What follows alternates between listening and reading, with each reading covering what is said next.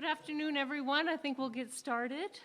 We are so pleased to welcome you to the Congregational Church here in Tryon for selected readings from In Fullness of Life, a memoir written by Maryneal Jones. Most of you know Maryneal and will therefore know this is going to be a real treat. Following the reading, there will be time for questions and answers, and we will have a roving microphone, so please raise your hand if you have a question. And after that, you're invited to join us in the fellowship hall to purchase a signed copy and perhaps get it inscribed. She will be ready to do that, and also to pick up a take-home treat. Maryneal has been an active member of this community and a member of this church for 28 years. And we are so happy that she is going to be giving these readings. And so please join me in warm applause for our very own, unique, charming, indomitable Maryneal Jones.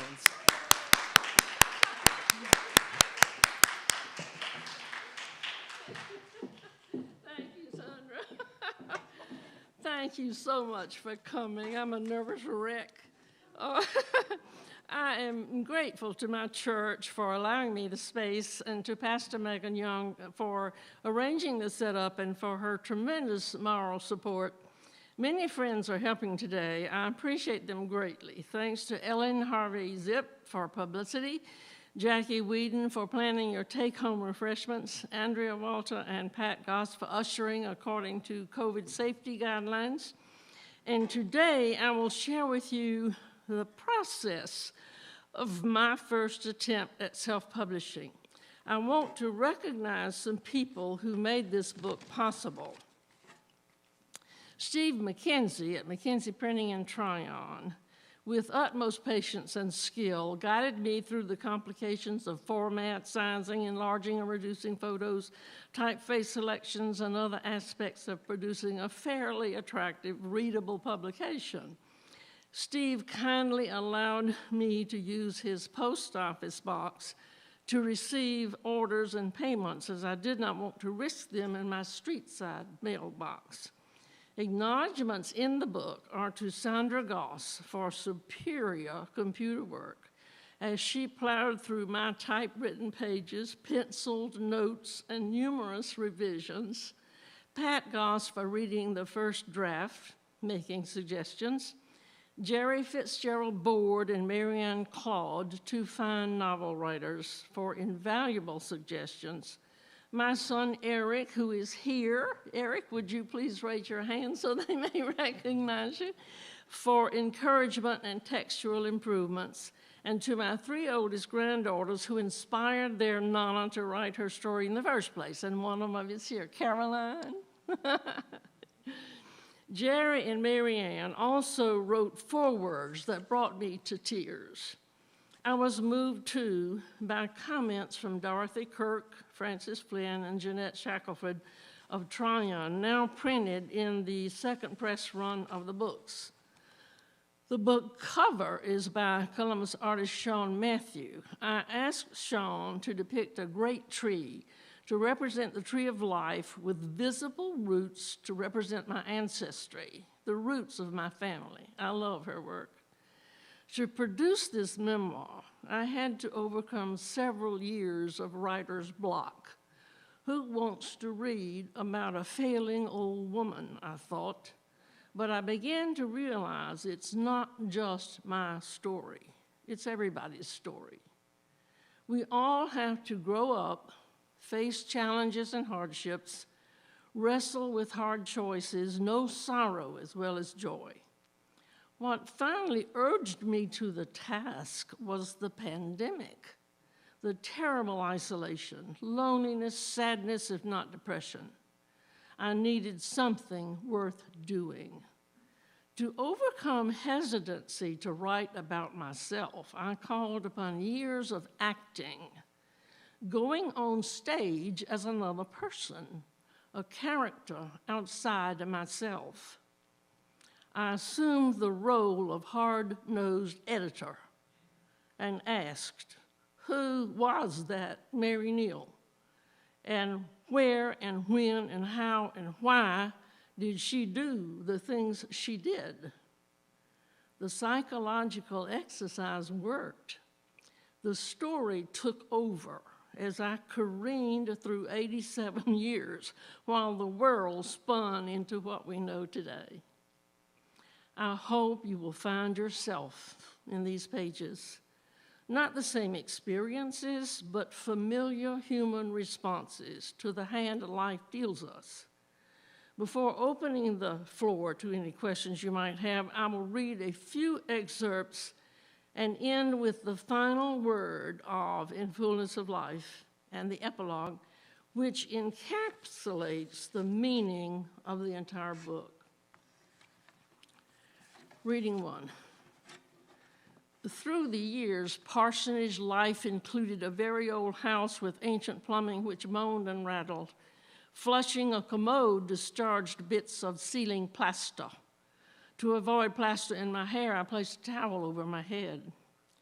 In another parish, at open house for its new parsonage, a committee woman had rejected my bed linens, gone to belts for coverlet shams, decorative pillows, and other finery, and took them but the next day after open house, ripped them off the beds and took them back to belts, saying, "This won't do."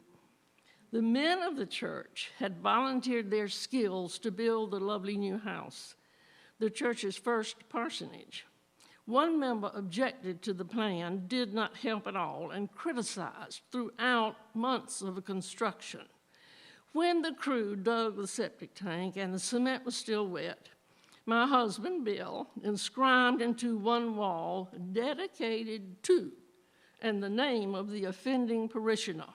I don't know if anyone ever told the man about his dubious honor. More than once, we dealt with parishioners suffering dementia.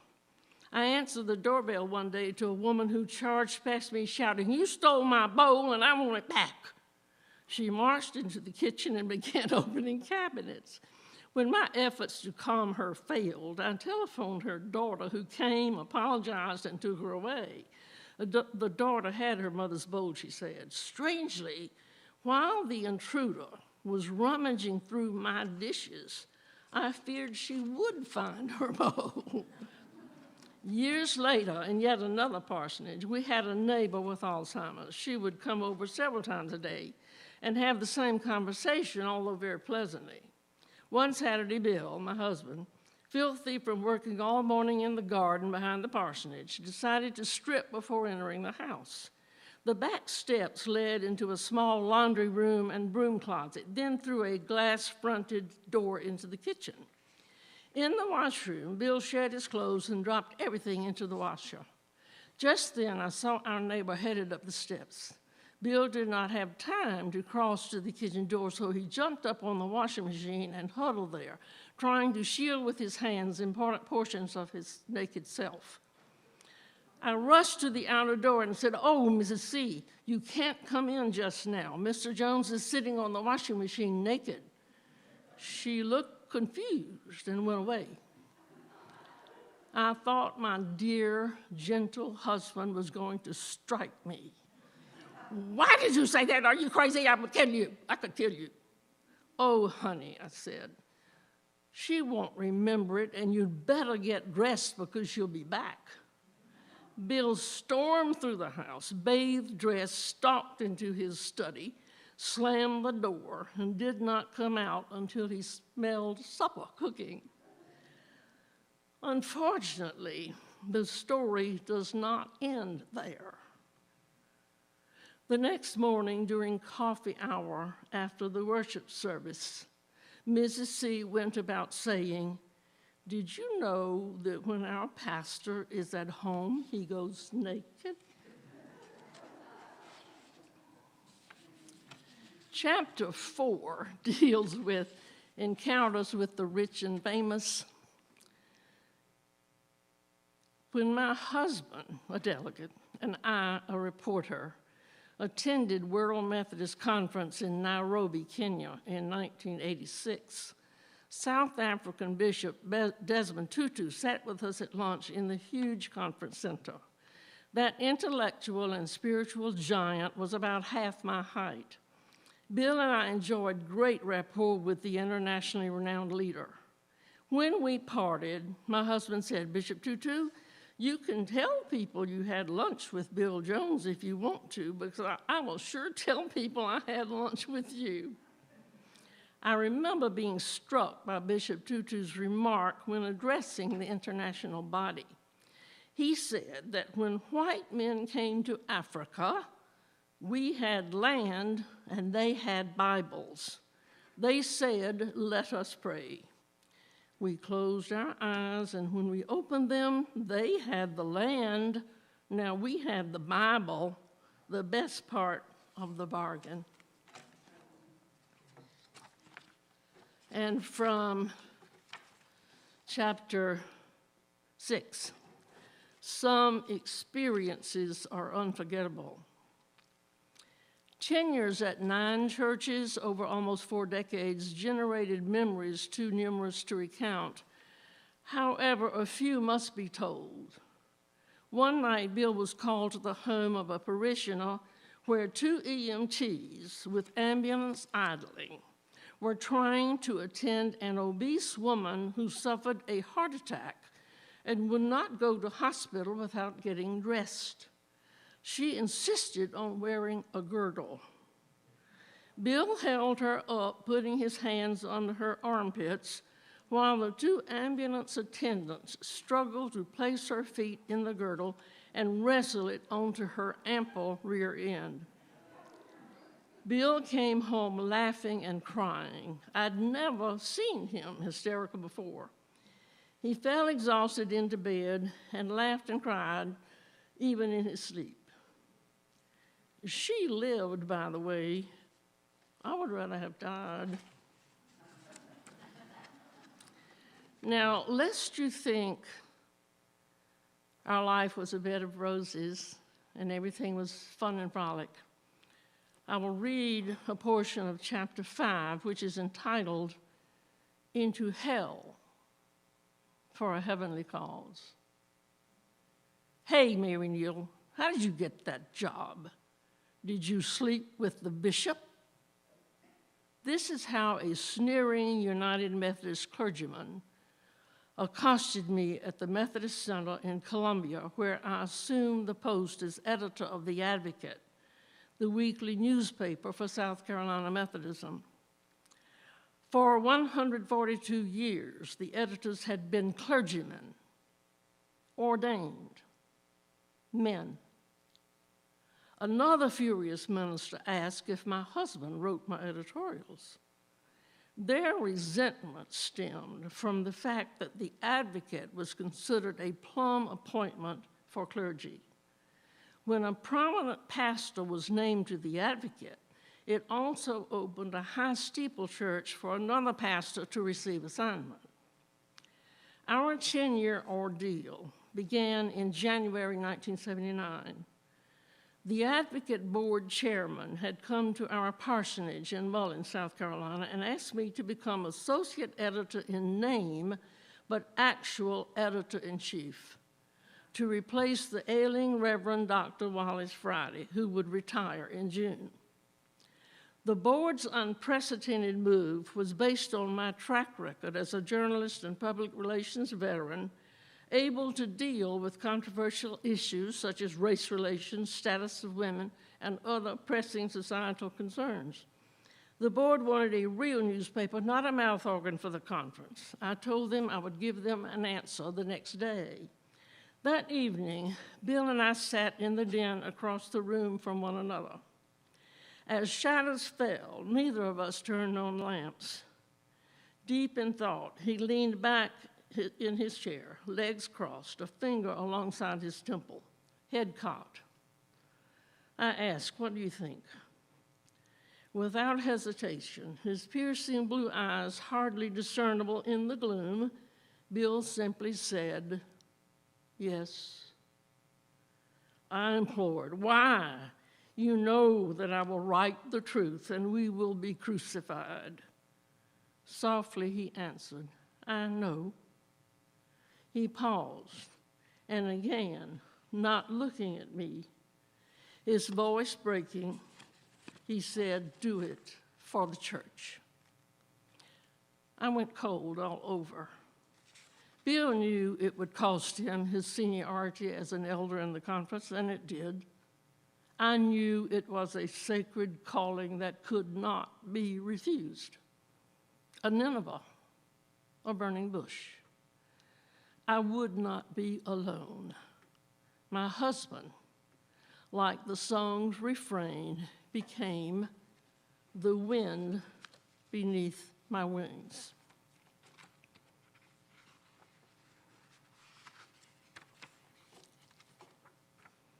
Did we regret the advocate years, which are explained in here in depth? Never.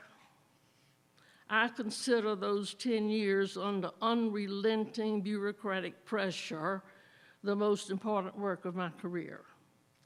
Did ensuing ensuing years make our work less meaningful? No. It goes on in the lives of all Christians who hold the line against corruption in church and society, in every witness to truth and justice, and in responsibility before God in human endeavors. But make no mistake, the real hero of that wrenching experience was William Moore Jones. You see, he did not do it for me. He did it for the church, not organized religion, not the denomination, not the South Carolina Conference of the United Methodist Church, but the real church, the body of Christ in this world. Okay, I want to end my talk, and before our questions and answers, with the last couple of graphs of the book and the epilogue, which encapsulates the meaning of the entire book. In my declining years, I penned the story of my life at the insistence of my 3 oldest granddaughters, who now range in age from 29 to 32. I believe a lifetime of experience, study, and thought has something to offer younger generations, even as they faced a new world order or a large-scale disorder in the encroaching years of this century. I hope my experiences and resolve will serve as encouragement to persevere, work, play, love to the highest of their abilities, and ultimately to glean the richness of life. In the words of Jesuit Father John Powell, to be fully human, fully alive. I have enjoyed the fullness of life. The epilogue, I wish you joy. Life teems with joy and sorrow, elation and grief, success and failure, comfort and pain, love and animosity, conditions of all animal life. We are animals, not little gods. A little less than God, Psalms 8:5 tells us. Biological beings imagined in the majesty of whatever power created all there is in infinite universes. We do not need to understand quantum physics, string theory, nor intricacies of vast disciplines to know that there is more to life than we are able to see, hear, smell, and touch. Making sense of it all, wading through challenges and perils, achieving maturity, choosing a right path is not easy. We owe the opportunities of our life to family, teachers, pastors, physicians, philosophers, scientists, sociologists, writers, artists, musicians, dramatists, farmers, mechanics, missionaries, lawmakers, chefs, engineers, even capitalists if they have not run amok. It is well to remember that our successes are not solely our own. We're standing on the shoulders of those who have gone before, who often carved paths in unknown territory, made huge sacrifices, endured. Like babies learning to walk, we crawl first. Then we stand, take steps, fall, get up again, and finally begin to run. In life's journey, our failures, disappointments, betrayals, and mistreatment need not paralyze us nor circumvent sacred goals. May we prove worthy examples for young people to follow in hopes of forging a just society for new generations in a rapidly changing world. May the journey bring fulfillment and joy.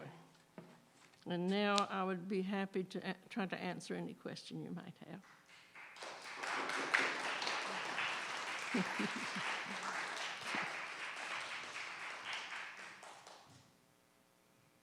Is there a question? Oh, wait for the mic, please, because I'm deaf. Two things. Did they ever acknowledge you as editor-in-chief? Plus, how did that story end? Oh, yes. Well, yes. It was announced as soon as Dr. Friday retired in June. Yeah, it was announced. The story, oh gosh, it's such a complicated story. I was discussing it with a friend recently who wanted to know so much more about why. And I said, to write that story would take a whole book. You know, it was 10 years of our life. It ended in some manipulations in the conference that they were able to oust me after 10 years of trying. Yeah.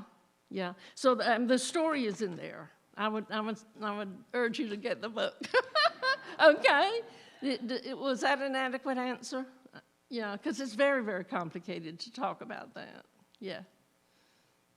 Anybody else? Yes, Carol. Wait, I can't hear.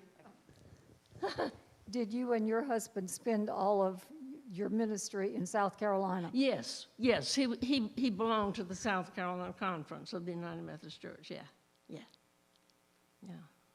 I couldn't wait to get out of South Carolina.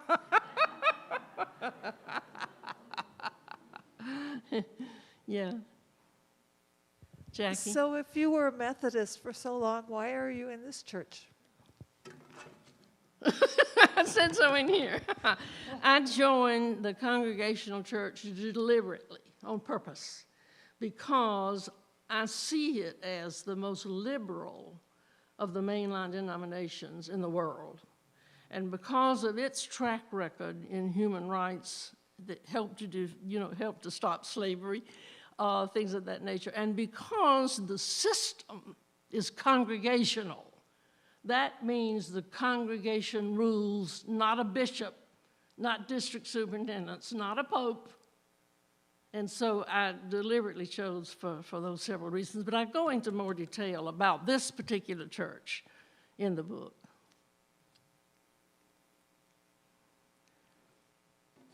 Are we done? Anybody else? One more question. I don't see who it is behind the mask. It's me. Oh, hey. Congratulations on the book, first of all. Thank you.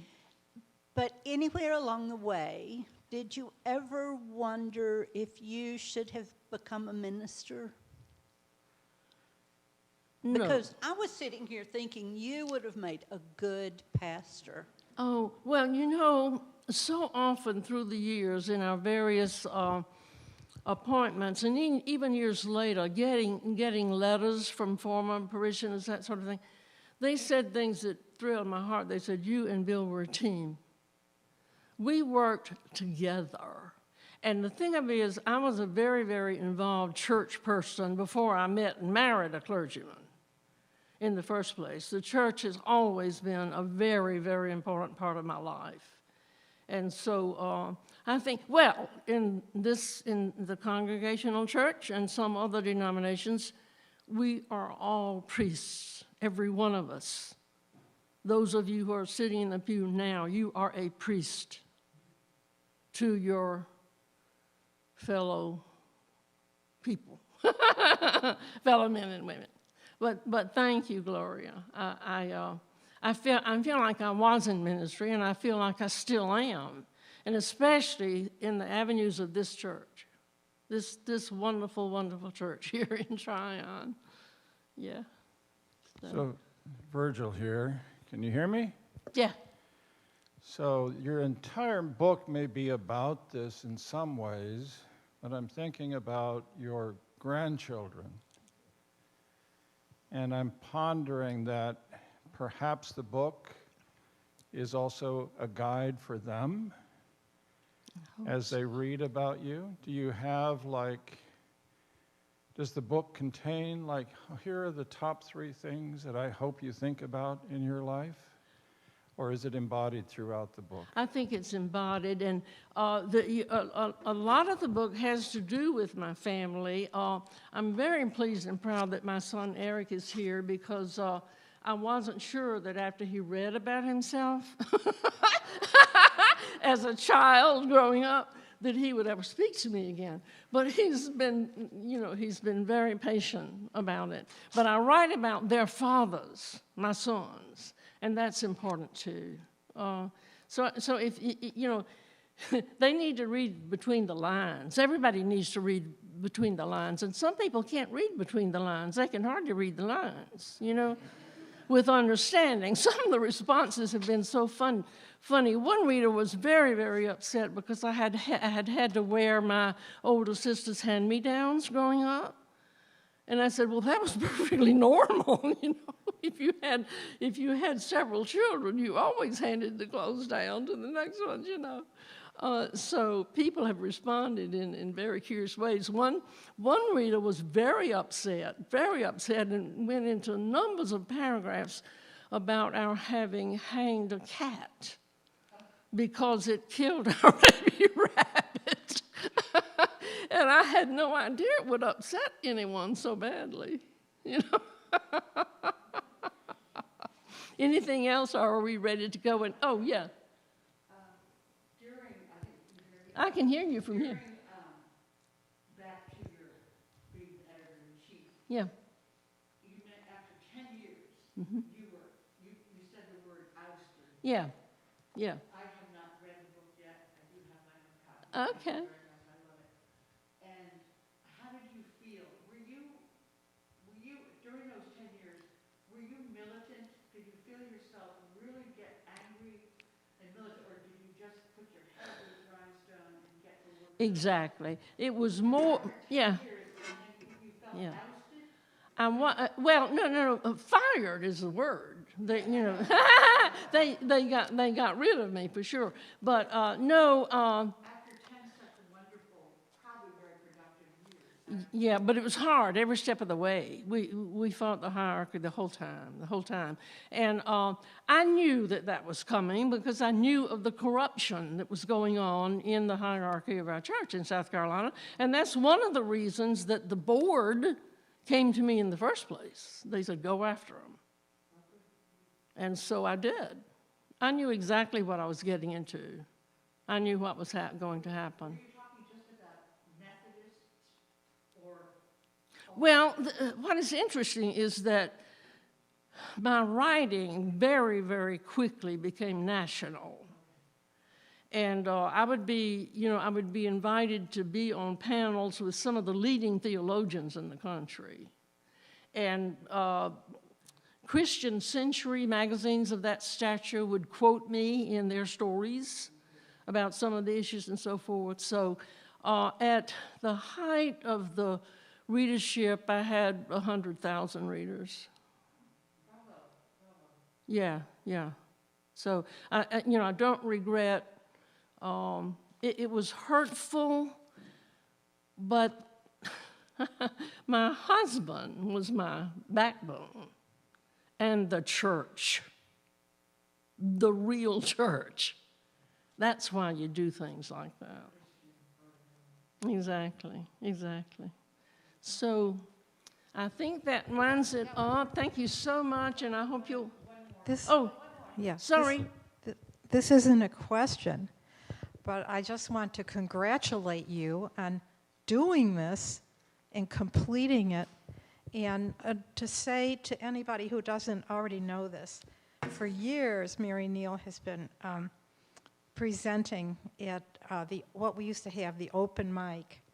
And her humor is so wonderful and wonderfully done that I'm sure we'll see that in the book too.